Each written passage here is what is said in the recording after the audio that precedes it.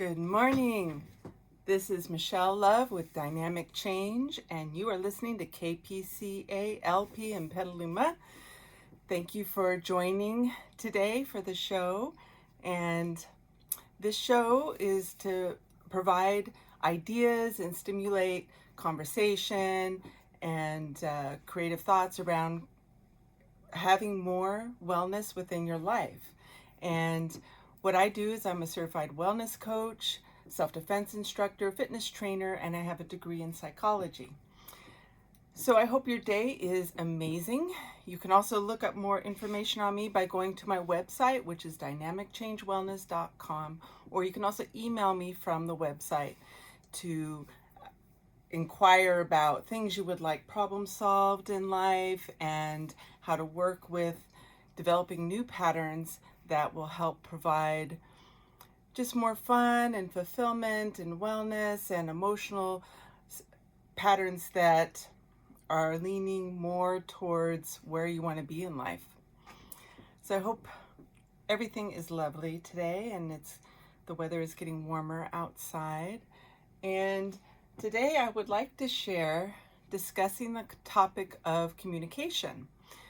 So with communication, I think sometimes we come up with roadblocks with people because we tend to process really different.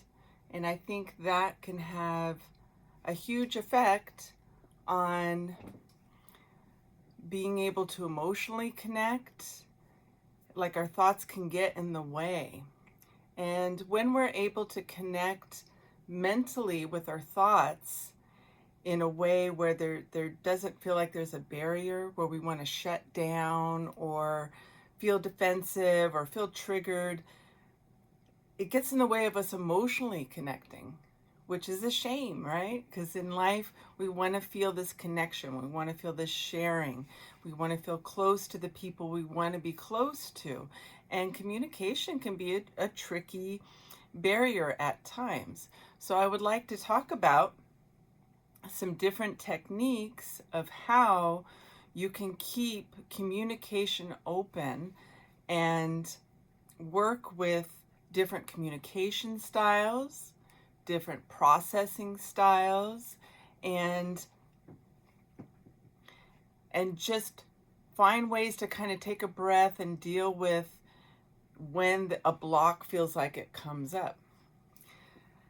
So, for example, what I have found useful is if you have someone that you communicate with and you're really wanting to have a nice flow with that communication. Maybe it's someone really important in your life, you really care about them, and you tend to have these blocks where you feel triggered or you feel like sometimes we're even saying the same thing but in a really different way, and it can feel triggering even when you're ultimately on the same page. But we all have these triggers of whether we feel like we haven't been heard in the past, or we felt like we grew up with something, with a dynamic where we weren't allowed to have a voice and it wasn't easy to emotionally express, or we felt kind of pushed down with it, just we weren't allowed to be in our power and express our opinions very strongly, very directly. And I really support, as a self-defense instructor and just in general, to strive towards being very direct with your communication. And it can still be kind and compassionate, but I think a lot of times in the American culture that we're pretty repressed and we're so much into the people pleasing that we lose this saying what we really need to say. And I think that's so important for our emotional well-being. And particularly females in the American culture that are less encouraged, I would want to say. And I think it's really important to strive for saying exactly what we need to say to feel heard, to feel lovable, like still feel lovable, even if we say what we want to say and it doesn't exactly go over well. I think it's valuable to say it anyway. Say it anyway. And what this will do for your internal emotional well-being is when we stuff things and we don't talk about it and we hold it back, not only does that make your body not feel good, because it sits in your body. So that stress, that frustration, it's like it creates kind of a clogged up feeling, right? And this can eventually affect your health. So the more that we allow ourselves to just have this flow, you can feel the tension as it releases in your organs, in your stomach, in your heart. Everything, just the pressure releases. It's so important for your well-being. So when we have a situation where we feel triggered by someone or we don't feel heard, we feel defensive, what this does to your physical well-being is this tension builds. There is this resistance that comes up within the self of feeling blocked, and the tension will go into your muscles. It can go, some people really store tension in their stomach. Some people just develop kind of aches and pains after a certain amount of time, because this tension doesn't just dissolve and go into the ethers. It stays within your being. And so what I would like to talk about is how to deal with triggers when they come up, and how to work on resolving them within yourself, and being able to be present with communicating with someone and going past that trigger, being able to process it within yourself, and then find a way to tune into what you really want to say, what's important to you, what is going to allow you to feel emotional ease within yourself and feel heard and feel like you're standing up for what you need, and relaying that to that person. So if we have, I'm going to give you an example. So let's see, I'm going to come up with an imaginary name. I make up these imaginary people. And so let's do my imaginary person today. It's going to be Amber. Let's say her name's Amber. So this person, Amber, is communicating with their partner, a romantic partner. And it's a lovely partner that they have, good person.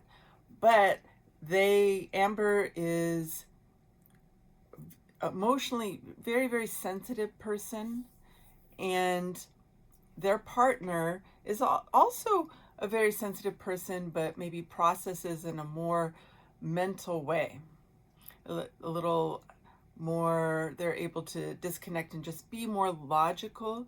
And for Amber, that's a real struggle.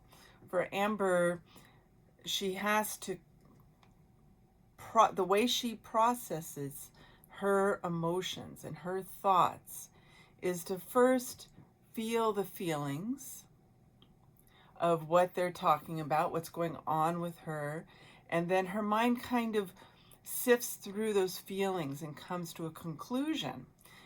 So it's very interesting how we all process. I think sometimes people have to work through the emotions of it and then let their mind kind of, like, once that settles, then their mind engages, kind of filters through, like, where did those emotions end up?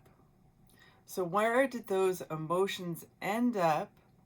And then the mind develops how they want to move forward after they've done the emotional work around it.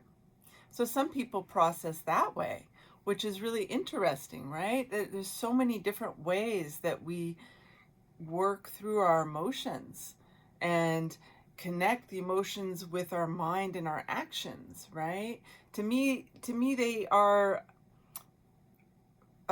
processes within our being that do work together, but I think we have different approaches and different ways of filtering and different ways of experiencing these connections within ourselves.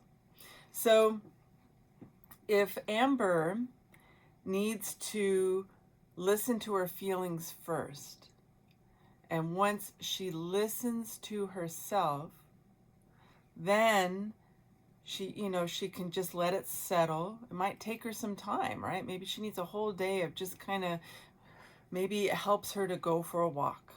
Maybe it helps her to journal. And maybe it helps her to just do some deep breathing, sit outside, sit with the dog, but allowing the feelings to just kind of come up. So let's say she was talking to her partner. Her partner's Richard. So Amber and Richard.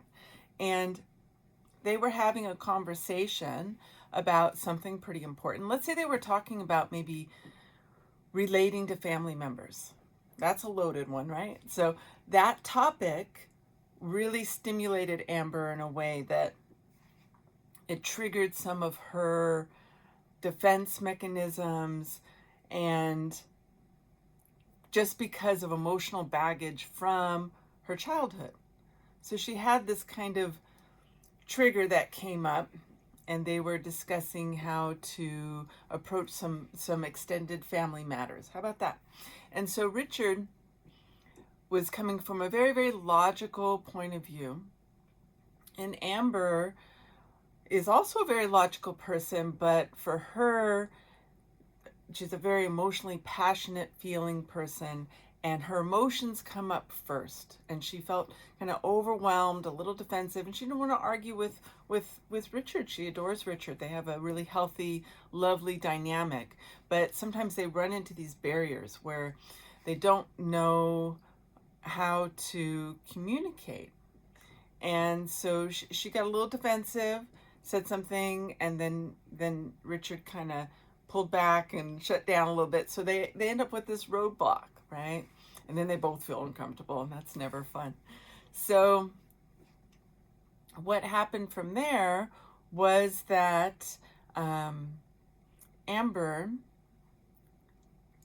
decided to look at what made her feel defensive and triggered, and also deciding what she needs to ask from Richard, because they had different responses, and a compromise is really the goal. So just because she felt defensive doesn't mean that maybe Richard also maybe needed to come a little more feeling based, so they can find this compromise, right? So Amber's like, okay, maybe I need to check my emotions and process the emotions, and then translate it into the logic and the ideas to meet Richard halfway. And then Richard also needs to acknowledge and understand her feelings, and that maybe before he's like just coming from a logical angle, he needs to temper that with tuning into her emotional experience around what they're talking about. And so there's this balance. So we're not on, kind of these extremes of communication and feeling and expression, because they really want to have that beautiful connection in their heart and in their minds, and not have it be uncomfortable and a struggle, and maybe it felt like an argument, and that feels awful, right? So Amber decided to go on a walk and just breathe and just allow her feelings to come up. So I think often we don't give ourselves emotional space for the feelings to easily come up without being cluttered by life, right? So when we're really busy, it's really easy to be distracted. It's really easy to not feel with enough space to sort it out. So when we are busy and we're stimulated, our feelings are going to come up, but do we have enough space where it's like empty space, relaxation space, where we are just honoring the emotions and the amount of space those emotions need to really be honored and to really be felt? And like, how do those feelings, I think, to really be present with your feelings, to really allow things to come all the way up to the surface, it takes space. Those emotions need space. You can't crowd them with activity, with work, with overstimulation and stress, because I think often we're have all this emotional stuff that comes up and we're so busy, we're so stressed out, we're so overworked that we don't fully process them. And when we don't fully process them because we're not giving them the amount of space they need, they never get fully resolved. And so giving ourselves space to allow all the feelings to come up, and then giving ourselves time to digest those feelings. When we do that, when we really honor what is being stimulated in us and really let it come up, maybe we journal, maybe we process. If we're seeing a therapist, maybe we go talk to the therapist. Sometimes we dialogue with our friends. If you feel like you need to cry, do it. Like, allow stuff to come up, because when we come up, you're really going to get somewhere with those feelings, to where maybe you can get to the end of those feelings, right? Rather than maybe just the top layer or halfway through. And then there's all this other stuff left over that never really was able to get resolved. So in order to fully process something, maybe there's something from the past that needs to be cleaned up. Maybe there's a trigger from the childhood that needs to be cleaned up. And this is how we start to feel whole and we start to feel healed, is when we get to the end of something, right? So creating space for that emotional experience. And this is also for Richard. So Richard, maybe for him, it's easier to approach things in a very mental way. And he's a very sensitive, emotional person too, but maybe for him it feels safer to just come from a mental approach and just a pure logic, and he doesn't always allow the emotions to come in with that communication, because that feels safer for his emotional body, right? So there's these really different ways that we communicate, that we feel, that we process.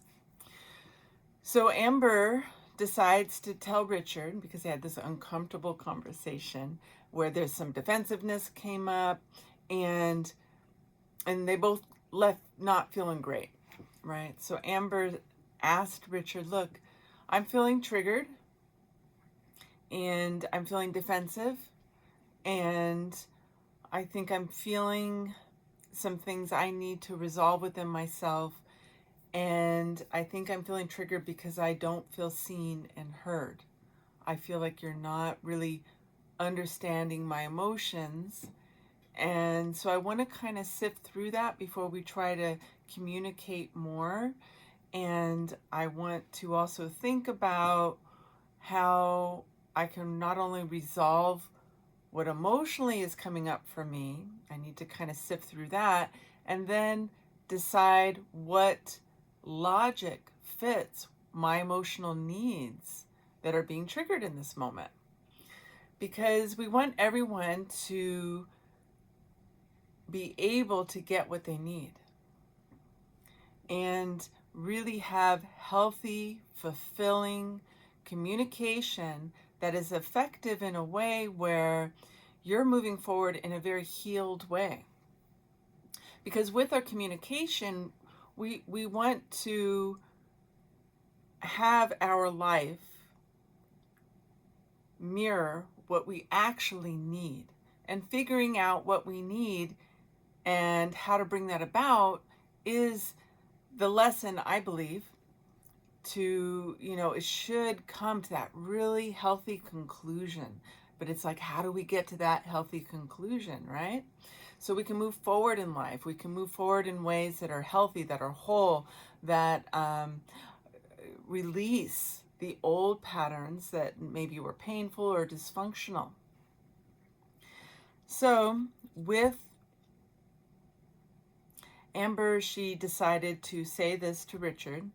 Okay, so I am going to take a little space. Let's not talk about this for 2 days. I need 2 days, maybe, and I'm going to find ways to really allow my feelings to come up, give myself some space, and sift through, come to conclusions, and then we'll communicate again. And she asked Richard, can you also do this? Find a process that helps you also allow your feelings to come up around how you want to approach our extended family situation.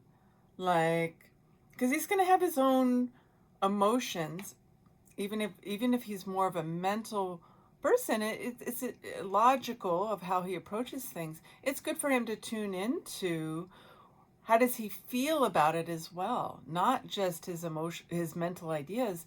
Like, why is he having those mental ideas? What is his emotional index that leads him to those thought processes that he's bringing to the table?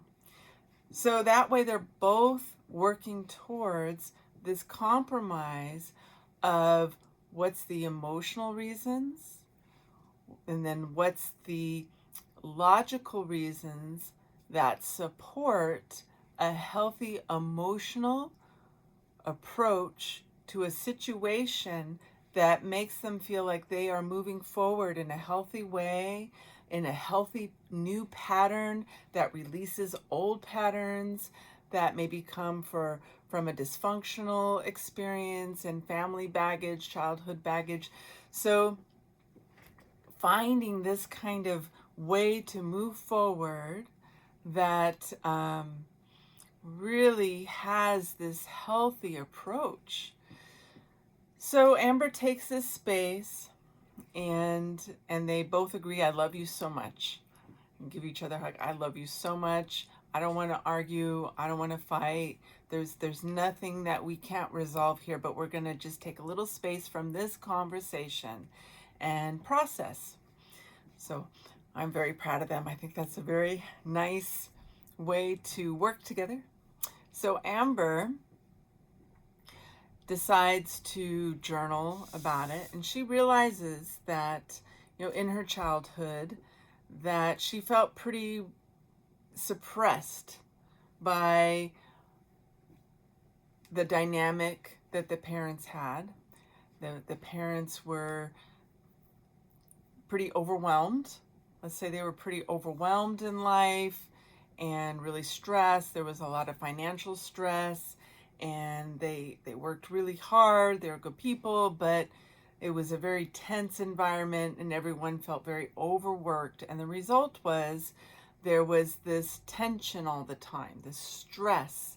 And so Amber, the parents did not have the emotional juice left over after working, like I say, they both worked 2 jobs. And within that, they were kind of empty within themselves because they got kind of used up by this need to work so hard to make it in life that maybe there just really wasn't any emotional ease and space for Amber to feel like she could express herself. Everyone was just kind of tired when they got home, and there just wasn't a whole lot of emotional connection. And so Amber often felt not only like she wasn't being heard or wasn't able to express her emotional needs because everyone was just kind of burnt out at that point.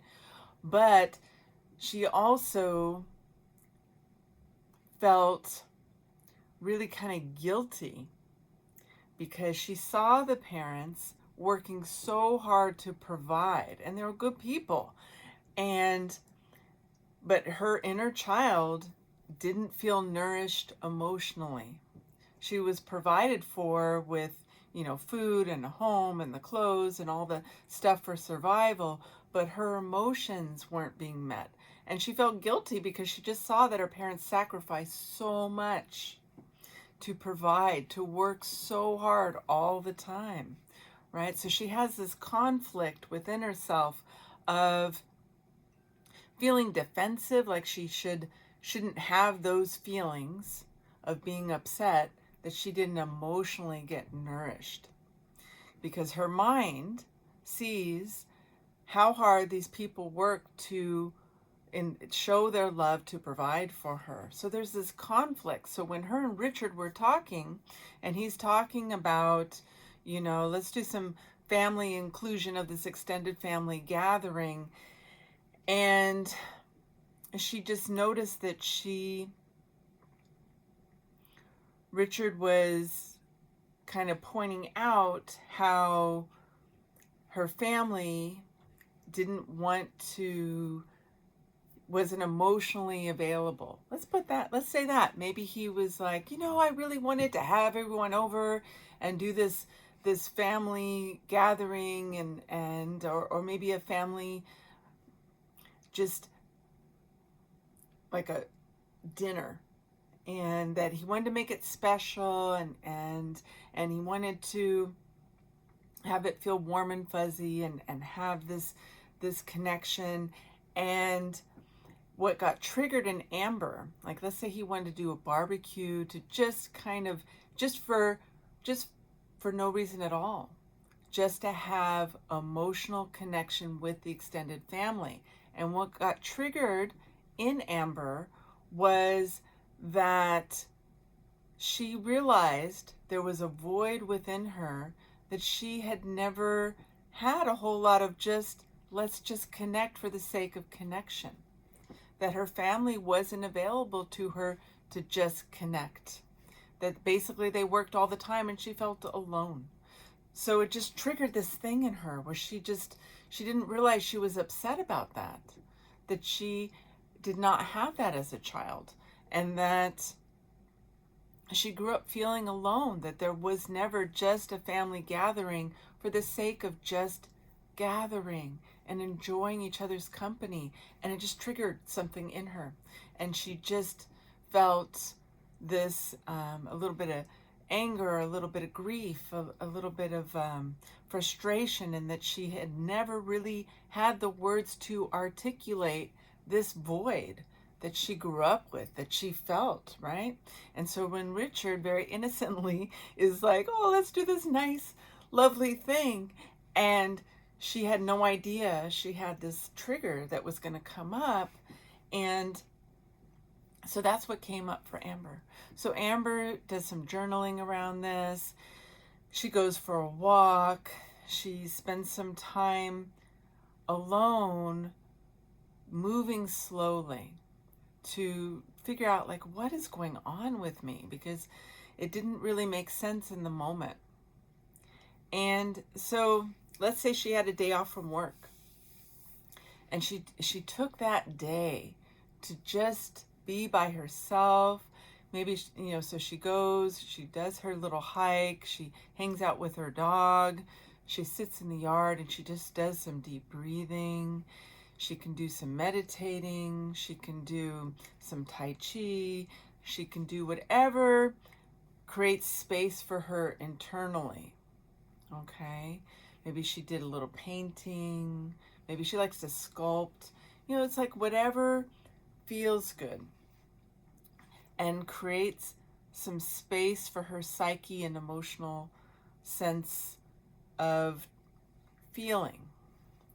So she does some things that allow her to be quiet, to be slow within herself, to allow some feelings to come up. And she realizes This is what was triggered with her. And so in feeling that, she allows those feelings to come up, acknowledges that pattern, and then she has to translate that into logical kind of thought process of, okay, well, what am I going to now do with that in order to feel like I'm creating a situation that is helpful for her emotional well-being, moves towards a healthier space, and helps with her communication, helps with her connection with Richard and her, it may be even the extended family. Sometimes we can't resolve, things with people because they're still stuck in that pattern, but maybe there's a way for Amber to be done with the pattern and move forward. So she realizes that if she allows her inner child to express the pain around feeling alone, feeling this lack of connection, feeling like she felt that her emotions weren't valid, that she felt guilty, that she couldn't ask for more because she could see that the parents gave all they had towards just providing the physical needs. And so she lets all those feelings come up with her inner child, and she realizes that so she allows her inner child to be upset about it, to be mad about it, because it's all valid, that she can express, give herself a forum within herself to say, I was really angry that I felt emotionally unsupported. I was really angry that I wasn't able to ask for someone to just sit with me and give me hugs, or just ask me how my day was, or talk to me when I felt sad. Like, Amber didn't even know how to reach out emotionally because no one was reaching towards her because they were all used up by the time they worked so hard. So she can give a voice to that, and she can say it out loud as she writes it.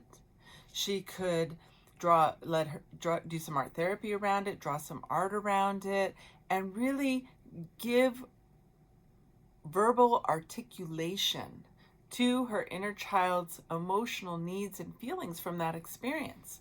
And so she could give it the whole dialogue that is needed to really express what was going on for her inner child. So she does all of this communication, all of this articulation, and she decides to do some art therapy and draw it out. She decides to write it out, and as she's journaling it, she's saying it out loud to give it that vibration, to make it real, to give it that full expression.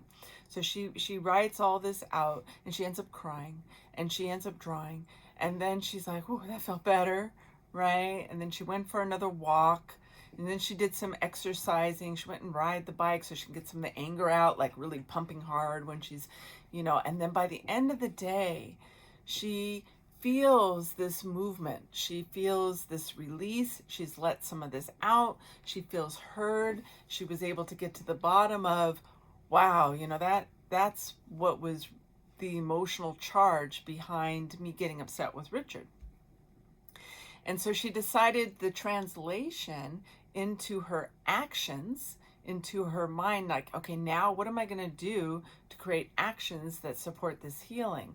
So she decides, okay, I'm going to let Richard know this is why I felt this way, and that she would like to ask for his support in understanding that maybe for her to feel safe, maybe planning once a month, because it's overwhelming, because it triggers a lot of feelings for her inner child, that maybe for her, Amber is only comfortable with once a month asking her parents and his extended family to come for a barbecue and just to connect so they can spend time together, because it's a big adjustment. Maybe Amber, it is so triggering, the amount of grief that she had because she realized she never really had this, that it's overwhelming, because he came from a family where they connected all the time, like maybe once a week or something, that for her it actually brings up pain. And it's good to heal that pain, but she may not have a tolerance for trying to do it all the time. So she's creating boundaries. She's saying, I really appreciate you because you are showing me what is another way to connect with family that I've never done. But for me to feel not too overwhelmed, I can just do it once a month. We can do, so that's what I'm asking of you, that it's once a month. And I think I need to also create a time limit. Sometimes we need a time limit, and just say, let's let everyone know that it's going to be between 6 and 8 o'clock. And that because we work early and we want to have a nice dinner with everyone, and we're going to sit outside and, talk about our lives and how's it going. But I want it to be done by 8 o'clock, because I'm realizing that this is very enriching for my emotional body and is healing, but at the same time, it's causing me to process the painful stuff too that need to be kind of brought up and worked through at the same time. So that way, Amber is really in control of what feels like she can handle. And also, for example, let's just say that they decide to rotate. Like sometimes they go to the parents' house and everyone comes there. Like they go to different locations, different people's houses within the family every month. So Amber may need kind of like a little safe word, and I love this. I do this kind of stuff with my kids. And it's like if I'm going to need to leave. If I need to leave because I feel a little overwhelmed, I'm going to come over to you and say, I'm going to talk about watermelon. There's no watermelon at the thing. That's the word. When I come and start talking to you about watermelon, that means that I'm going to want to leave really soon, or I want to wrap it up, because I'm feeling a lot of emotions come up, which is great because we want Amber to move through and get this stuff out of her, but do it in a way where she feels like she can be in charge of what she needs, so she feels safe, so she feels in control, because she did not feel in control as a child.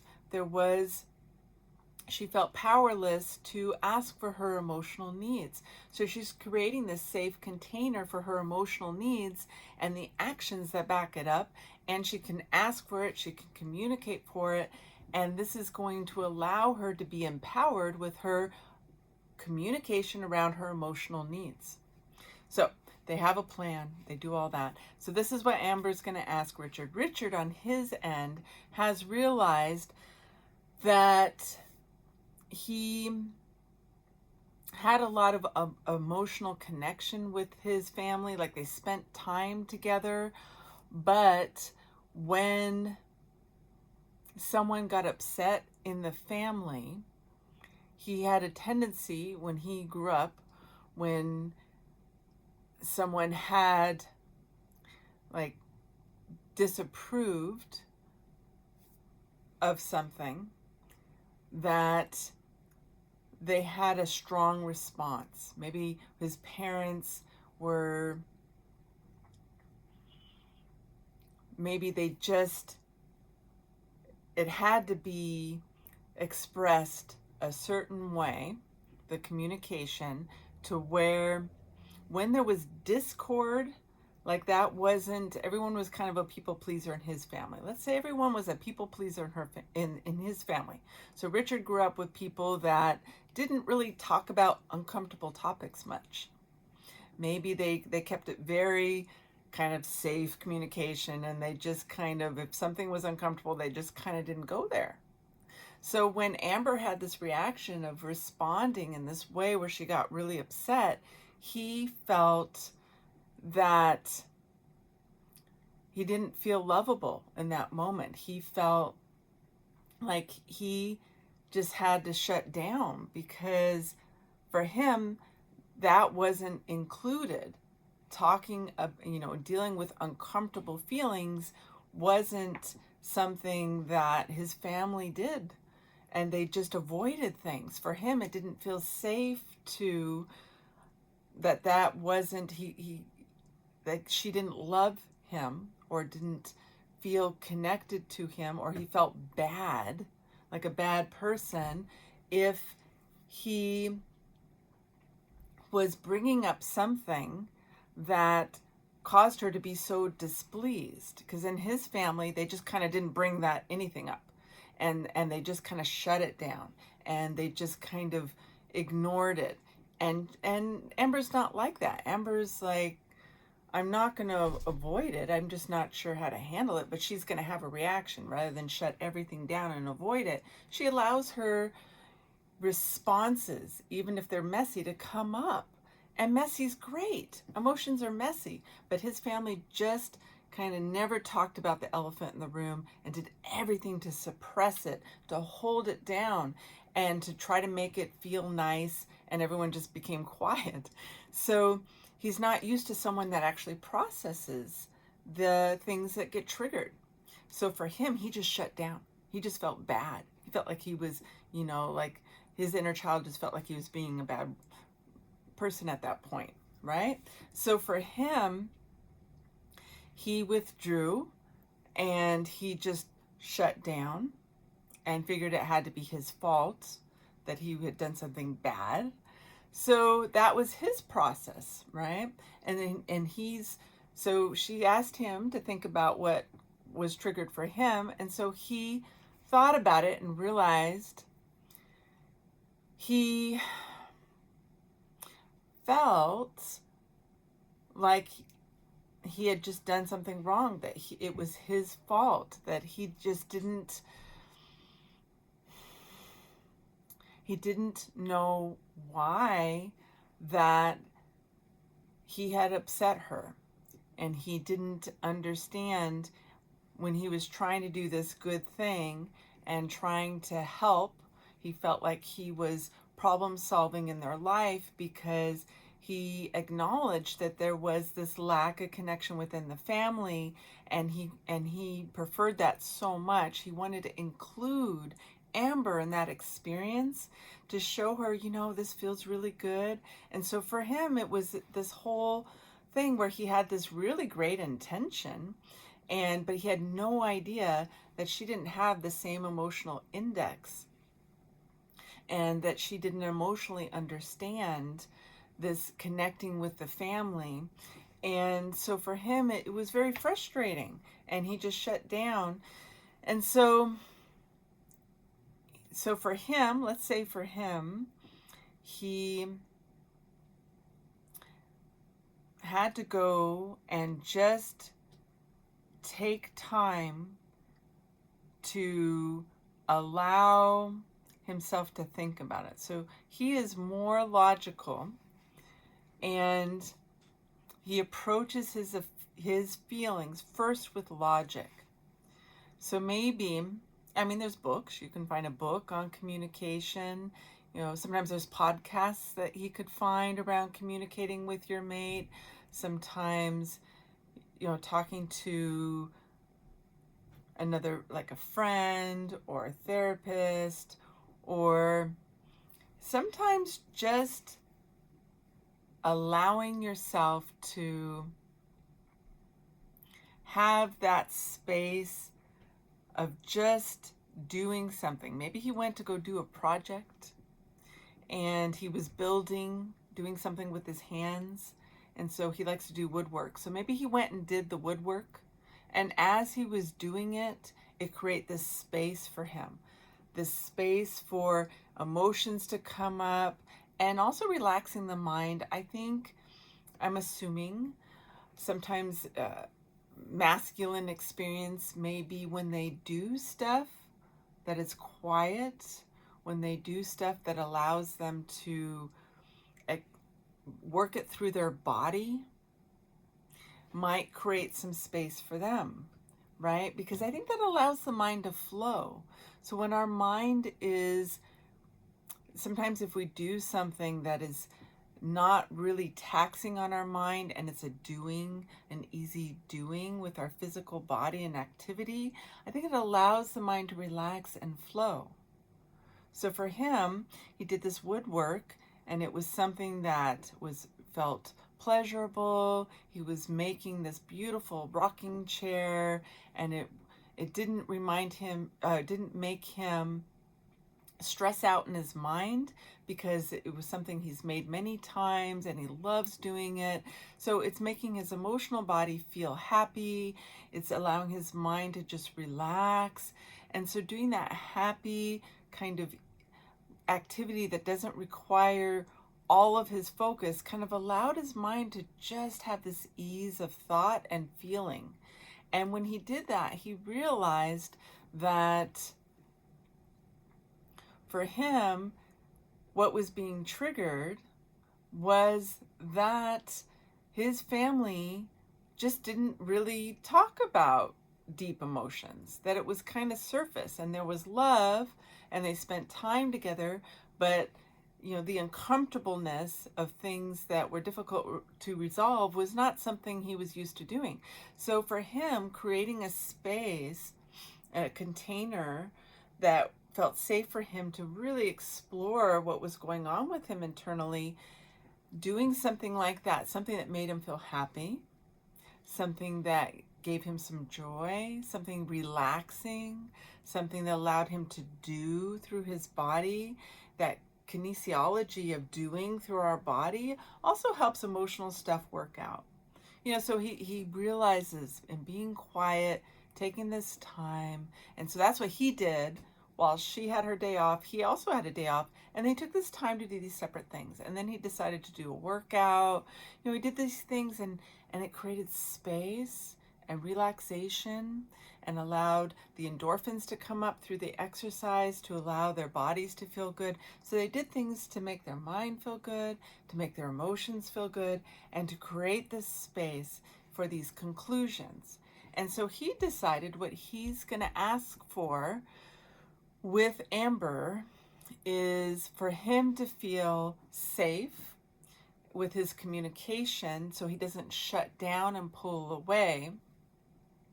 He's going to ask Amber to, when she feels triggered and she feels like she's starting to get a big emotional reaction by being triggered, that he's going to ask her to say, I need a little time. I realize that I need a little break from our conversation because I'm feeling really emotional and I think it's about other things. And so why don't we just stop right here and then talk more later when I've had a little time to kind of acknowledge my feelings. So for him, not to shut down, when he starts to feel like he's starting to shut down, he's going to work on tolerance, because he does need to work on not shutting down. So for him, he's going to say, when I feel like I'm starting to shut down, he's going to give himself maybe 5 more minutes. So he's extending the amount of time he can be present with Amber when she's getting a little, having a feisty emotion come up. He's going to do some deep breathing and tell himself it's okay. He's going to talk to his inner child and say, it's okay to deal with stuff that are uncomfortable. Amber, we're lovable anyway. Maybe what he asks of Amber is, I need you to tell me that you love me and that you're just feeling upset, but you still love me so much. Like maybe he needs to feel that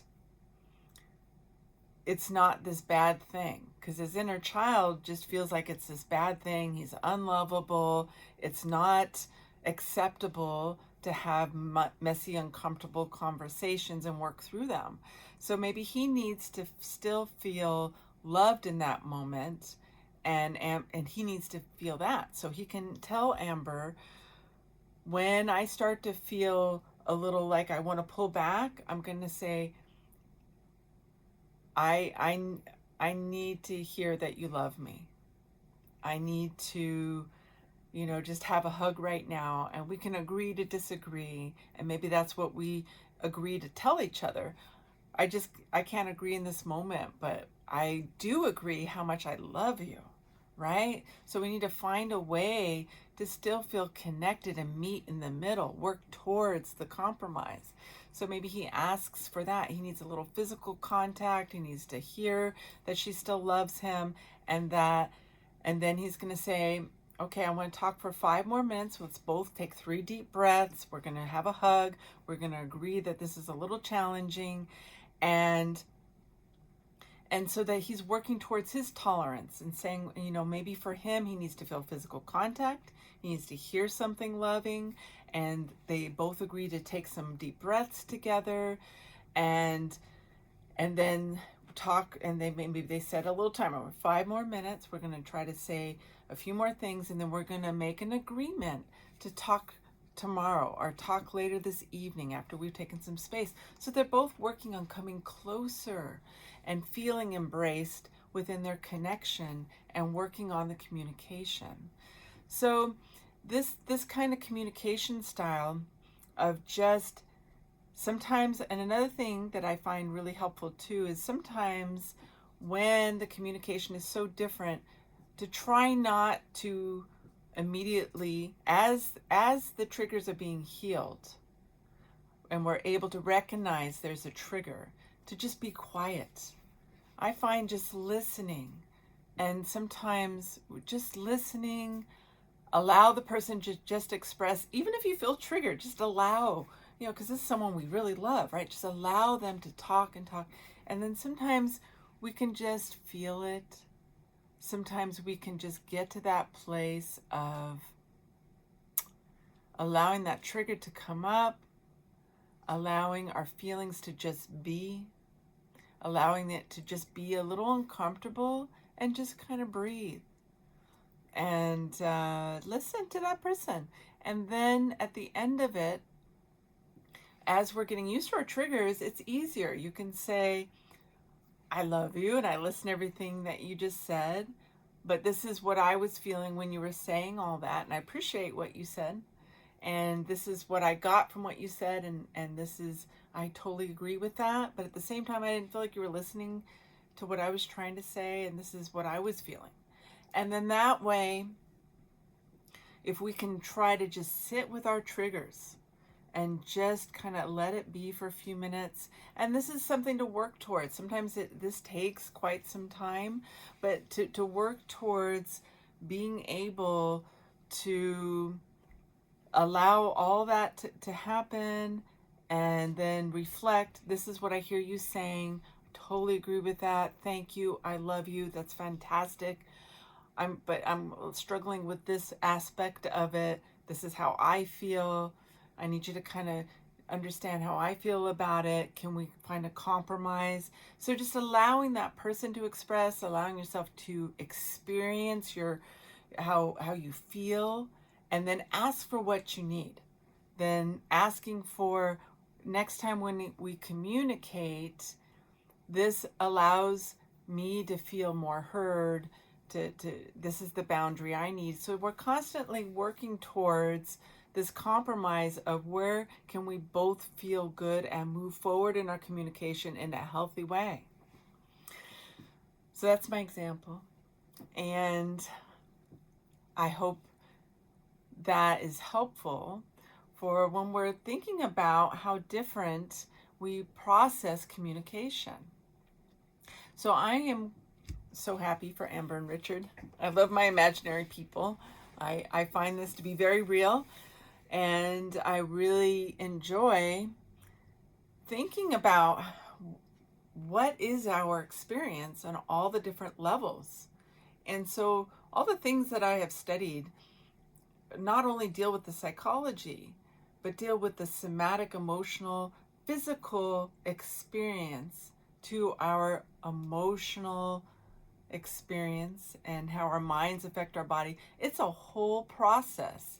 And so when we're looking at all the different layers and how we create behaviors that help heal all the different layers, it's so valuable. And if we really slow ourselves down and create space, we can start to acknowledge and understand what are our experiences on all these levels. So I'm going to read a description about one of our shows here at KPCALP in Petaluma. You are listening to Dynamic Change. My name is Michelle Love, and this show is about creating more wellness in your life. So I break down all the different aspects of wellness to move forward and create new patterns that will help heal dysfunctional patterns, help heal traumatic patterns. And so every week, this show is at 11 o'clock on Wednesdays. And that's what I'm breaking down, is all these different layers in life of how we operate and experience our emotional well-being or our emotional upsetment, and how can we heal that and create new behaviors. So a lot of it's behavioral of what I talk about. So I appreciate you tuning in for Dynamic Change at KPCALP in Petaluma today. And this show I'm going to let you know about is called The Sports Roost. It's on Thursdays at 3 p.m. to 4 p.m., hosted by Harry Lewis. Petaluma has a rich sports history along with active sporting events and fascinating personalities. Harry brings local sports alive with an eclectic mix of current events and stories from the past, inviting guests into the roost for the show from all forms of sport and interviews with athletes who grew up in Petaluma or have come here to call it home. So for sport lovers, this sounds like a fantastic show.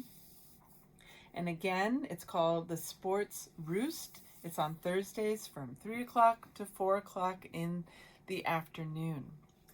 So I have so enjoyed talking to you today, and I'm really excited. I think that communication is a really powerful topic, and I think finding ways to communicate and understanding your emotional needs, and then finding a way to communicate that and ask for what you need to be one of the strongest things that is the basis of emotional health.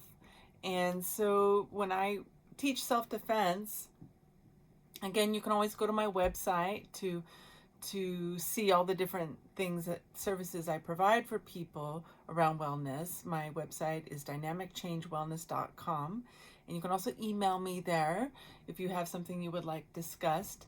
But when I teach self-defense, I talk a lot about the psychology of communication and how we can have very direct, strong communication, and how we can also uphold very strong boundaries, so we don't feel like we're at the whim of, when we don't know how to communicate our boundaries, where we feel like bullies or people that are not kind coming into our space, where we feel kind of imploded by them trying to exert their will on us, right? So I talk a lot about direct communication, and I will say that I have found really practicing the muscle, even if you have to force it a little bit, of being very direct with your communication, to be a very effective tool in healing a lot of trauma of growing up in a way where you were unable to communicate. So I encourage people to just work on being direct, even if it's subtle. to exercise that muscle and feel strong. You have a wonderful week. Thank you for joining me today with Dynamic Change at KPCALP in Petaluma. I hope you